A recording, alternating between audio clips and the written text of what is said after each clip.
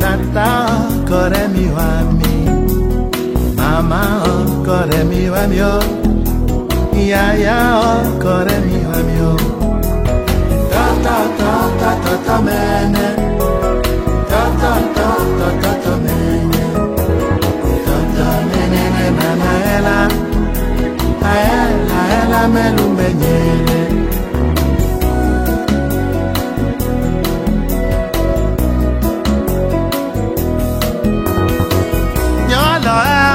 Kune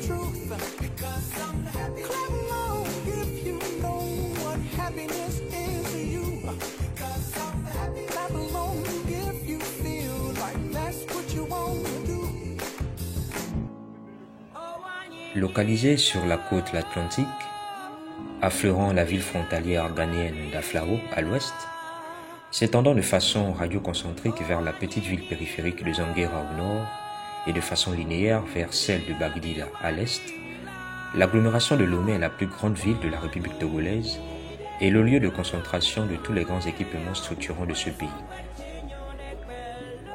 Avant d'arriver à Lomé, j'avais en tête l'image, faussée par les médias, d'une ville peu développée et figée dans le temps. Comment ne pas avoir ce genre de conception quand, en regardant la carte du pays, on se rend vite compte que le territoire n'est pas grand. D'ailleurs, en 2019, je me rappelle bien que mon premier trajet, Lomé, frontière du Bénin, c'est-à-dire en allant à Elakonji, avait duré 1h30, soit le 1/4 du trajet Libreville-Lambaréné, en terre d'horaire. Mais tenez-vous bien, Lomé n'a rien à envier aux autres métropoles du continent, car, bien que modeste et simple, la qualité et l'entretien des équipements et infrastructures de la ville feront pâlir de jalousie certains élus municipaux d'autres villes.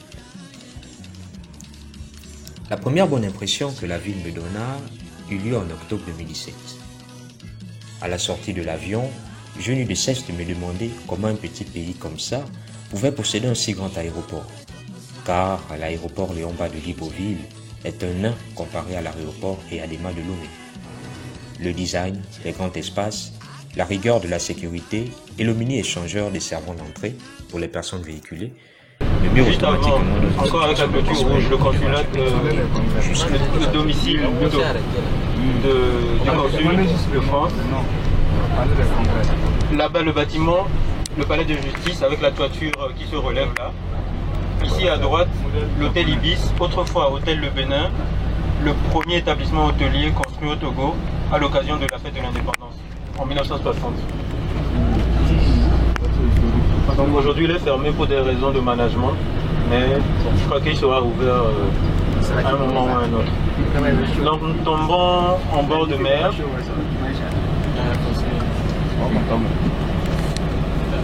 Les pays côtiers ont la chance de se prévaloir de belles plages de sable.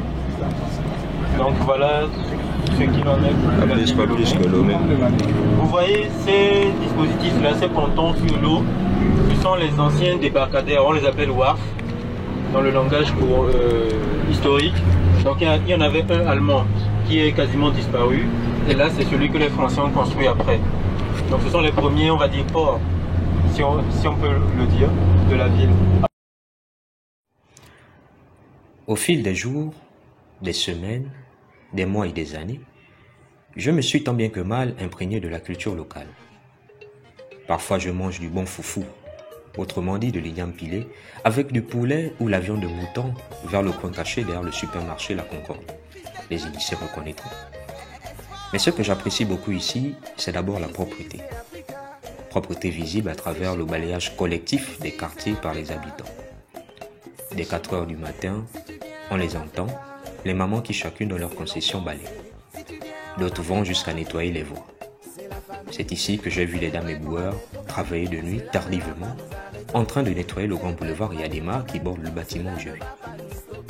Ensuite, j'apprécie énormément la qualité du traçage des routes, le travail d'adressage et de domination des rues, ainsi que les formes architecturales osées et profondément culturelles de certains monuments et bâtiments administratifs.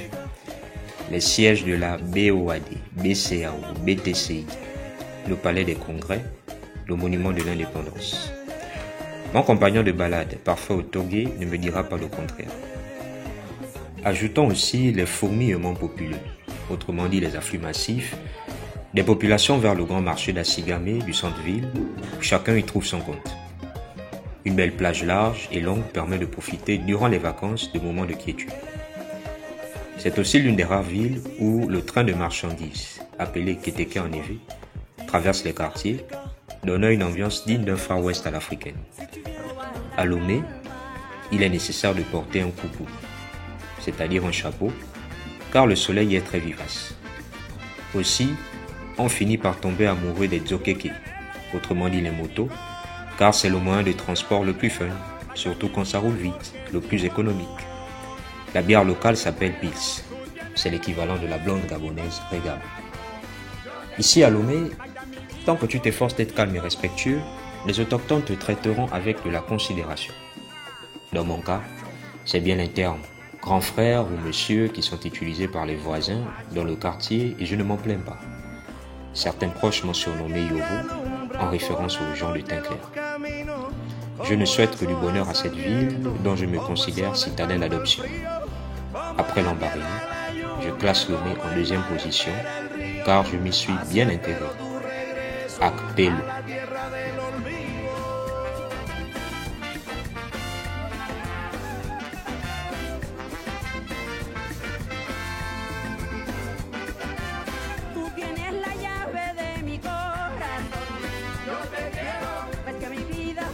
Sin tu amor, yo me muero.